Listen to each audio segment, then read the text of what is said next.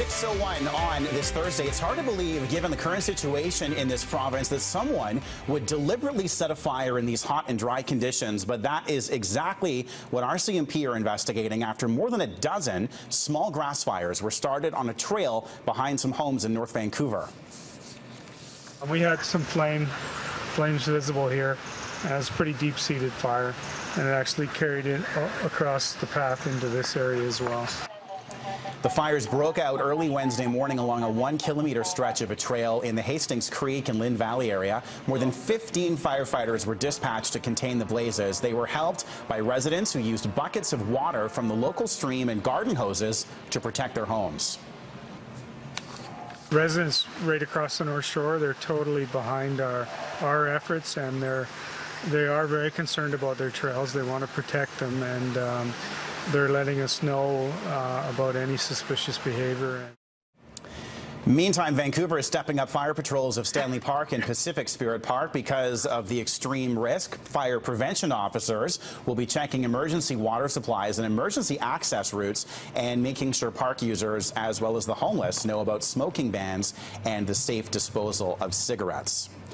Premier Christy Clark is vowing her government will spend whatever is needed to battle about 190 wildfires across BC. Clark made the comments yesterday while in Pemberton, east of the 200-square-kilometer Ilaho blaze. Premier Clark says officials need to strategize the necessary people and resources and deploy them to the right spots.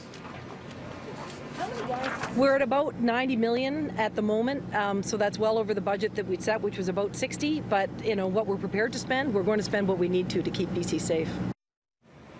An air quality advisory remains in effect in Metro Vancouver, the Fraser Valley, the Sea to Sky corridor, and the Sunshine Coast. Metro Vancouver says the air has improved, but conditions are still variable because of the wildfire smoke in the region and surrounding areas. In Whistler, where most of the haze is much worse, people were breathing a little easier yesterday. The health risk there remains high. About a dozen people have been treated for mild respiratory symptoms at facilities in Squamish, Whistler, and Pemberton. You know what? I'd probably say it's 50% better than yesterday. We can at least see the mountains for the first time and see the blue sky. Tourism Whistler says it has been fielding many calls about the smoky air, but so far they say there have been no trip cancellations.